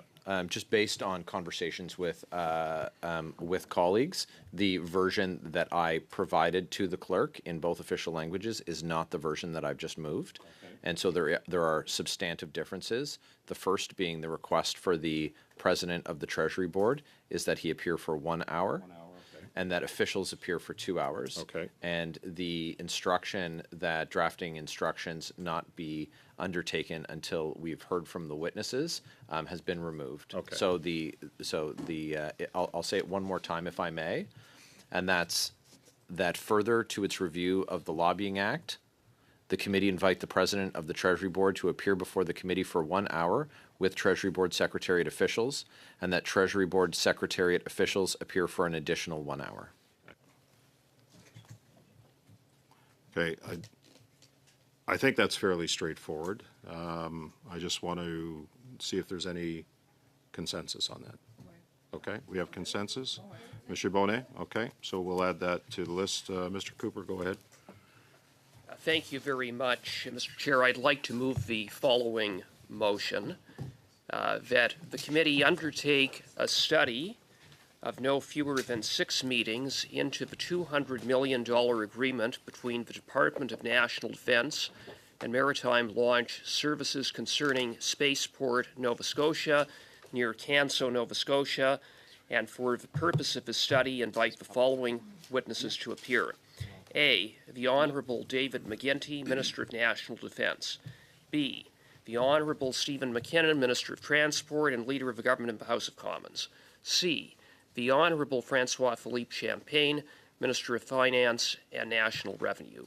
D, the Honorable Sean Fraser, Minister of Justice and Attorney General of Canada, and Minister responsible for the Atlantic Canada Opportunities Agency.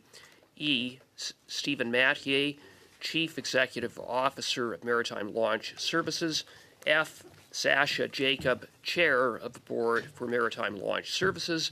G, the Honorable Stephen McNeil, Member of the Advisory Board for Maritime Launch Services and former Liberal Premier of Nova Scotia. H, Mike Greenlee, Chief Executive Officer of MDA Space. I, Daniel Goldberg, Chief Executive Officer of Telesat. J, Liam Daly, former Senior Associate, Federal Government Relations at Sussex Strategy Group, Inc., and K, other witnesses as may be proposed by members of the committee. Mr. Chair, okay. Mr. Cooper, so is this the same motion that you put on notice this morning? Okay. So we are in committee business, so I'm going to allow the motion to stand.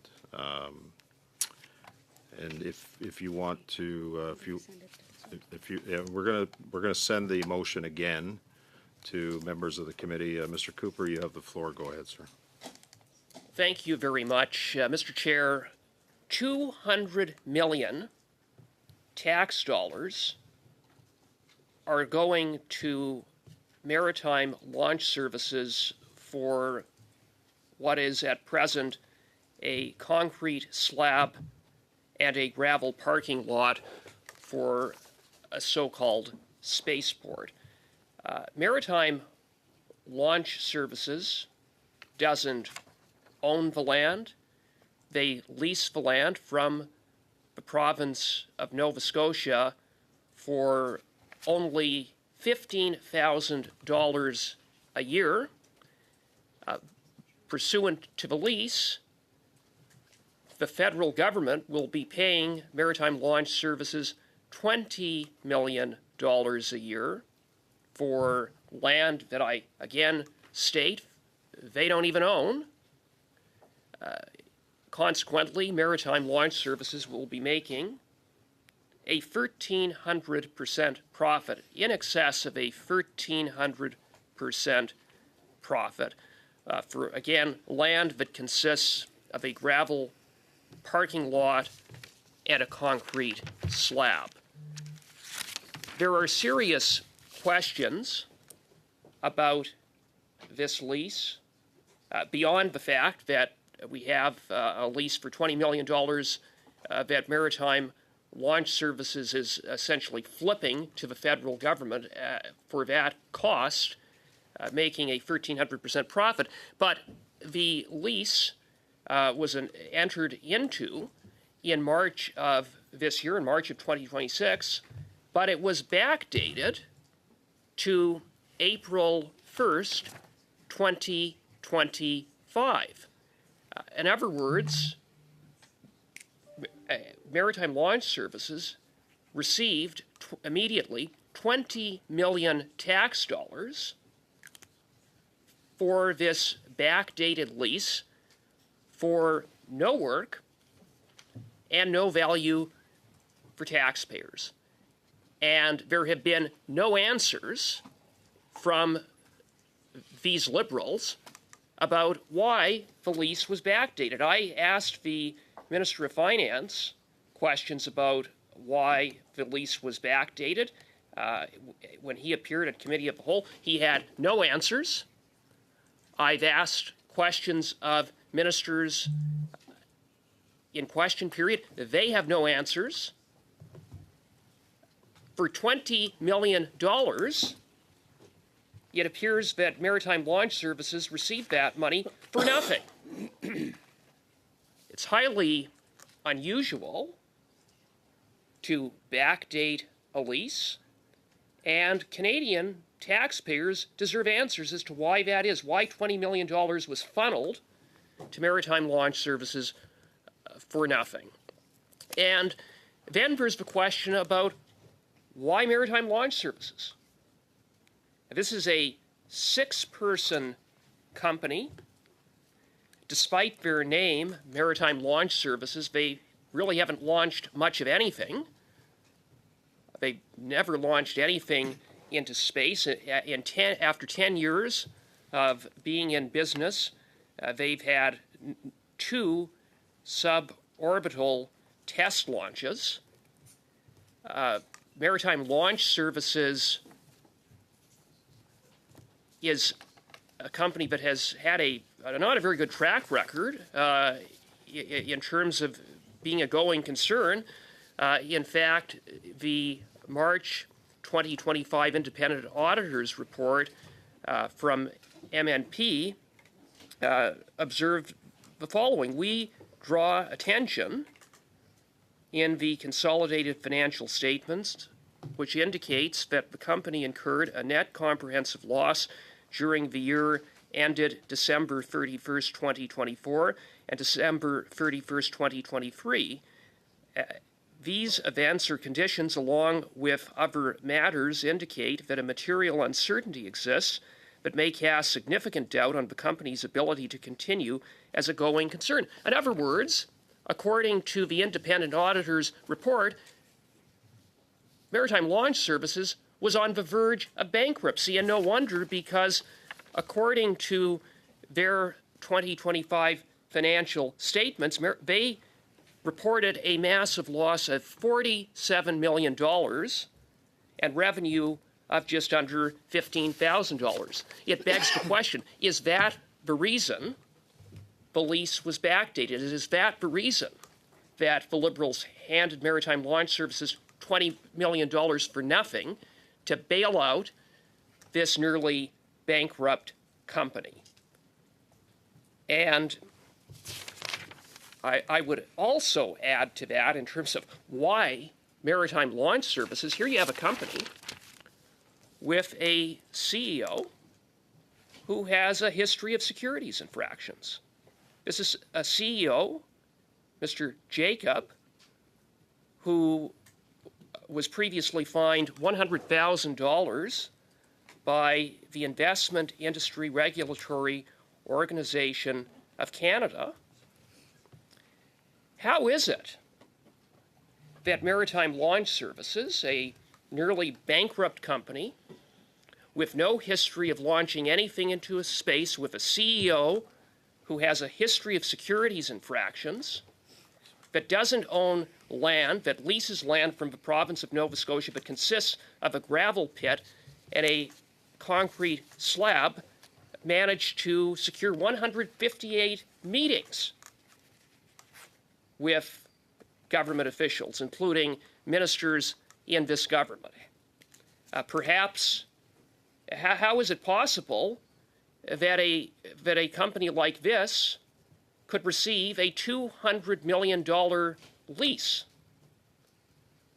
given their track record, or lack of a track record, on much of anything? Perhaps could it be because this is really about rewarding Liberal insiders like Stephen McNeil, the former Liberal Premier of Nova Scotia, who sits on the advisory committee of Maritime Launch Services? Could it be that the reason is because the chief lobbyist is none other than a former senior staffer to the Minister of Justice, whose riding is next door to the site? It certainly raises serious questions, because when I asked the Minister of Finance why Maritime Launch Services, when I've asked the Minister of Defense why Maritime Launch Services, again, an early bankrupt company, doesn't own the land, has no history of launching anything into space, has a CEO with, frankly, a shady past, there is no answer. And then we have the selling of shares. Immediately after the lease was entered into, the CEO, the very same CEO who has a history of securities infractions, sold 3 million previously worthless shares, pocketing $1.8 million. How was that allowed to happen? Why was there no lockup agreement in place? Not only did he sell 3 million shares pocketing $1.8 million, he then exercised 2,250,000 stock options at an exercise price of a little over 16 cents to acquire common shares, 2,250,000 common shares of the company, for the aggregate consideration of $370,750. So here you have the CEO who sold 3 million shares at 60 cents, but suddenly inflated shares after the announcement, and then bought back 2.25 million shares at 16.7 cents, pocketing $1.5 million without significantly decreasing his ownership stake. It looks to me like this is one big pump and dump scheme in which Liberal insiders are getting rich while taxpayers are getting screwed. And so, given the serious questions about the lease, about maritime launch services, about the cost, about the pump and dump activities of the CEO, I believe that it is imperative, and given the total lack of transparency around the lease, the total lack of answers from ministers in this government, that we need to hold hearings to bring the appropriate ministers to committee to get to the bottom of where 200 million Canadian tax dollars are going and why. Thank you, Mr. Chair. We're on the motion. I'm working on a list. I've got Mr. Hardy, Barrett, Ms. Church, and Mr. Majumdar. Monsieur Hardy. Excuse me. Merci beaucoup, Monsieur le Président. Thank you, Chair. The motion is very important. We raised the matter in the House and at the committee as a whole. We've asked questions. But Canadians who are paying taxes have the right to know why a $200 million contract was given to a business that was on the brink of a closing, of bankruptcy. We asked the question to the Minister of Finance, and he said to speak to the astronauts. We don't want... The question is not whether or not we want to develop our independence and our ability to send satellites to space. That's not the question. The question is, how was this contract awarded? And the numbers just don't line up. On March 16, 2026, the government announced an agreement over 10 years with Maritime Launch Services. I'll call it MLS. And that's a 6-person business, $20 million per year for 10 years. But if you look at that, if you look at the business, what's important is to share facts again. We're not looking to do any kind of partisan activities. We want to look at the value of this company. So on December 31st, 2025, MLS, its total revenues were about $14,000. So that's their revenue, with an operating loss of $3.8 million. So clearly things aren't going well for that business. So it's a small business, not doing well, but this company was able to meet with ministers 158 times and got a contract over 10 years that's worth millions of dollars. So what kind of setup do they have for that? Well, we're talking about 25 by 30 feet for this concrete slab, and perhaps we might think, well, maybe we misunderstood and we want to look at the contracts, but the land doesn't even belong to the business. They are renting it from Nova Scotia, about $1,300 a year, and now they're charging $20 million from the government over 20 years. So the question is not if we need astronauts, it's how are we talking about a $1,300 lease and then charging $20 million per year for the government? I think that this is a legitimate question. This is the kind of question that we should be asking at this committee and that we should be looking into.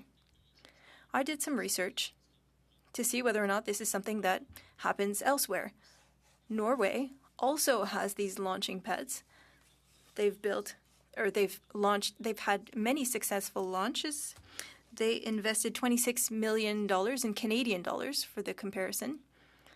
They've had many launches, and they have 90% of the business that is responsible for these launches. In Canada, we're paying $200 million, not $46 million, $200 million. We don't own the business, and there hasn't been a single launch to date. So when you look at that, it's not that we're against everything, but it's like, can we compare ourselves to other countries that are doing well and perhaps look to them and try to perform as they do? There's another issue that was flagged as well. This agreement was announced on March 16th.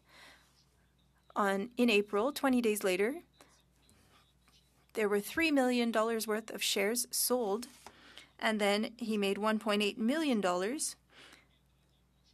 All of a sudden, one of the owners makes $1.8 million after selling 3 million shares. And then we see other transactions, and this owner went from 15% to 15.10% of the ownership. So he sold his shares, then repurchased them for cheaper, and then pocketed $1.8 million when only a few months earlier the business was on the brink of bankruptcy. So I think that we need to look into this. We need to hear from witnesses, ask them questions, and shed a light on the situation. It needs to be clear for taxpayers, and people need to be able to trust that when their money is invested, that it has been being spent for them. There's something else that we discovered, and we found that the contract was backdated 1 year before the announcement, so that on day one, the company pockets $20 million and they haven't done anything yet. I'd love to start a company like that. I was an entrepreneur before coming here. I would like to say I have a great idea. It'll be great. Give me $20 million. Take the risk. 10 years. And then you'll see. Everything will be great. This is another liberal strategy. Take taxpayer dollars, invest it, risk it without any guarantees. This company's not doing well, but they're well connected. They're trying to make their friends richer, and Canadians pay the price. We need more transparency so that when things happen, we can be honest with Canadians and Quebecers, because they're going to be fronting the bill anyway. We need to act, and we need to look into this at the Ethics Committee. We want to hear from those who are involved. We want to be able to ask questions. They need to come, respond to our questions. If they have nothing to hide, come answer the questions, and we'll be able to shed a light on this whole matter. Thank you. Thank you, Mr. Hardy. Followed by Ms. Church. Go ahead, Mr. Barrett. Canada should be able to launch Canadian payloads from Canadian soil. That's a legitimate objective. We have a proud history in space. I won't take us on too long a journey, but Canada's first astronaut in space in 1984, the year I was born, was Mark Garneau. We, of course, have the Canadarm2, Canada's first woman in space, Roberta Bondar, Chris Hadfield commanding the International Space Station. We had Jeremy Hansen's role in Artemis 2. And the Canadian Space Agency says now that commercial launch is a natural evolution for Canada's space sector, and I agree. And the question isn't whether Canada should pursue sovereign launch capability. The question is whether taxpayers got good value for money on this particular $200 million deal. So should Canada have sovereign launch capabilities? Absolutely. The issue is the deal. The government announced a 10-year, $200 million agreement to lease one dedicated launch pad at a spaceport in Nova Scotia. The government says it will support D&D, the Canadian Armed Forces, the Government of Canada, our allies, our partners. It says the pad has to reach initial operational capability by the end of 2026, and that 90% of the funds must be spent in Canada. Those are very important promises, but they raise accountability questions. How was the $200 million price determined? Was there a competitive process, or was this a sole source deal? What did taxpayers receive for that first year, given that the agreement is retroactive to April 1st, 2025, with $20 million per year and the first $20 million payment due before March 31, 2026? And what milestones, holdbacks, clawbacks, or cancellation rights protect taxpayers if the site is not ready by the end of 2026? And finally, what due diligence was done on the financial position of the company? Its 2025 annual filing refers to the spaceport as under construction and notes that depreciation begins when the spaceport is available for use. So I most certainly would not say that the project is bad or that Canada shouldn't pursue this capability. In fact, I would say the exact opposite, because this capability matters for Canada. And as Parliament, we have a role to play to make sure that that money was handled In fact, I would say that we have a duty to make sure that that money was handled properly. So, and if everything was done properly, the government and the company should be able to show that, and that's why it's important that that we pursue that accountability here at this committee. Thank you. Barrett, Ms. Church, and then Mr. Majumdar. Ms. Church. Well, thank you very much, Mr. Chair. Mr. Chair, on we've just had a good about 18 minutes of introduction to this proposed motion, which has covered a lot of ground. And I appreciate Mr. Barrett's comments about, in particular, how Canada should be supporting our sovereign space launch capacity. I think that when this issue has arisen, I think my colleagues opposite have left some doubt, I'll say, in our minds about whether or not they do support that and whether or not they look at this project as an important piece in those capabilities, as a project that will drive billions of dollars in investments, create good-paying jobs, increase our sovereignty, create opportunities for our NATO partners, particularly at a moment when these capabilities, I think, are on the minds of both the commercial, the private sector in Canada, but also more broadly with our partners and defense partners in particular. This is a serious investment. This is an investment that I think is timely. My colleagues opposite said they would not take us on a bit of a journey, but I think they did journey through some of our past astronauts. I think that at this moment, when we think about the Artemis II, we think about astronaut Jeremy Hansen coming back to Parliament next week, Mr. Chair, and how proud Canadians were about the capabilities that led Canada to be a part of that mission, to speak French for the first time in space. These were moments that bring us together as a country and also speak to the ambition that we can have when we invest in our capabilities, when we invest in science and innovation, and in the moonshot goals that inspire us to be at our best. I also think back to the Avro Arrow, which I think many Canadians regret that was canceled when Canada didn't move forward, when Canada, under a different government, canceled that project, something that this country, I think, has dealt with for decades, missing those capabilities, the loss of engineering talent that followed from that. We certainly don't want to see that here. And I would note that on this project, some very important people have stood up in support of it, including Conservative Premier Tim Houston, who said that Spaceport Nova Scotia is an exciting project that advances our project to grow our economy, increase local prosperity.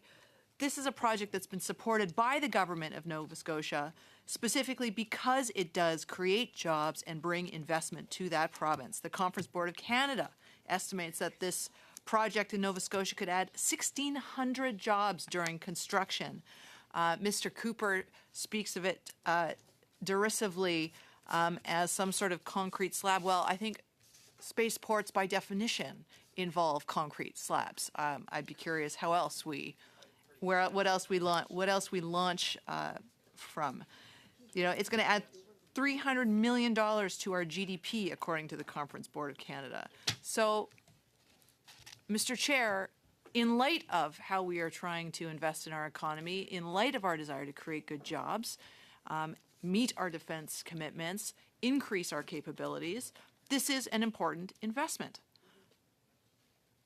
All of that being said, there is a certain reality to this motion, which is if the Conservatives wish to dig into this, the Ethics Committee is not the place to do it. Mr. Chair, the motion calls for literally 4 ministers of the Crown and a host of others. But when I look at the mandate of this committee for access to information, privacy, and ethics, this is not within the scope of this committee. That the proper place for this to be debated might be over with national defense. It might be over with transport. It may be over with finance. It may be over with industry. I note that they've added the Minister of Justice here, which I'm not too clear on why. But, Mr. Chair, this doesn't strike me as the best place for this motion to be examined within government. And I would urge my colleagues to review Section 108.3H of our outlining our committee's mandate, and ask them to consider whether or not this falls within the mandate that's laid out there. That mandate focuses primarily around the work of the Information Commissioner, the Privacy Commissioner, the Conflict of Interest and Ethics Commissioner, the Commissioner of Lobbying, reviewing and reporting on reports of those commissioners, and working in cooperation with other committees on any federal legislation, regulation, or standing order which impacts access to information or privacy of Canadians or ethical standards of public office holders, or finally, proposing, promoting, monitoring, and assessing initiatives which relate to access to information, privacy, and ethical standards relating to public office holders. As I look at this motion, Mr. Chair, and I see the direction that my colleagues are intending to pursue, I would encourage them to consider other venues to discuss this, and remind them of the conversation we just had about committee business that is on our plate and will take us for the next, hopefully, number of meetings, if not few months of our meetings, and encourage them to reconsider. Thank you. Okay. Mr. Majumdar. Well, thank you, Mr. Chair. And I think it's an opportunity to take up Ms. Church's invitation on this, because I think very much so this spaceport describes ethical standards for public office holders and the procurement discipline, therefore, that are enclosed therein. Listen, Canadians expect serious scrutiny of major defense spending, especially when it involves $200 million in public funds. That is exactly why this committee should support the motion to hold hearings on the agreement between the Department of National Defense and Maritime Launch Services for the Spaceport Nova Scotia project near Canso. Now, the government describes this as a key step towards sovereign launch capability, national defense, and innovation in space, Mr. Chair. Those are important goals, indisputably so. And the public record shows, however, a distinct gap between the announcements and the current reality on the ground. Parliament has a responsibility to examine that gap. A photograph of the site, very widely circulated, shows a gravel road, 2 sea containers, and a concrete pad. That is the visible infrastructure supporting a $200 million 10-year commitment from the DND. The agreement is structured roughly to be $20 million per year. Now, the site's launch history consists of 2 suborbital flights, one by a York University student, Rocketry Club, in July 2023, that reached about 13.4 kilometers, and a T-minus engineering test flight in November 2023. These are positive steps for those involved, particularly the students, but they do not yet represent a mature orbital launch facility with proven sovereign capability or the defense needs. Now, the company's financial position prior to this agreement is a note of concern. It was modest, charitably. MLS's 2025 financial statements reveal a loss of $47 million and low revenue of $14,890. That's, it leases land from the province of Nova Scotia for a relatively small annual amount. Taxpayers are now providing $20 million annually under this deal. That contrast alone warrants basic questions about value for money, milestones, and risk. The contract also was backdated to April 1st, 2025, with payments beginning before parliamentary scrutiny could even begin. The agreement also includes requirements for the company to reach operational capability by the end of this year. These timelines and payment structures raise very legitimate procedural and accountability questions that involve the ethical standards for these public office holders. There are also reported political connections, some of which my colleagues have gotten into, including a former Liberal premier on the advisory board and representation by the Liberal cabinet minister for the area. These facts do not prove impropriety necessarily, but they certainly reinforce the need for transparency. Committees exist precisely to separate connections from evidence and to test whether due diligence was indeed rigorous. This is not about opposing space development or defense investment. Canada needs better capabilities in space for surveillance, communications, Arctic sovereignty, and our alliance commitments. Serious objectives require serious procurement discipline, competitive processes where possible, clear military requirements, alternative analysis, and verifiable milestones. That is what these hearings can establish. Now, the motion proposes a modest 6 meetings. That is reasonable for a $200 million commitment involving public funds, defense procurement, limited operational history, and many, many, many unanswered questions about decision-making, risk assessment, and alternatives. Thank you. I look forward to the committee's decision. Okay, thank you, Mr. Majumdar. Monsieur Bonnet, je m'excuse, mais j'ai besoin d'adjourner la séance. Okay. Mr. Bonnet, I have to adjourn the meeting.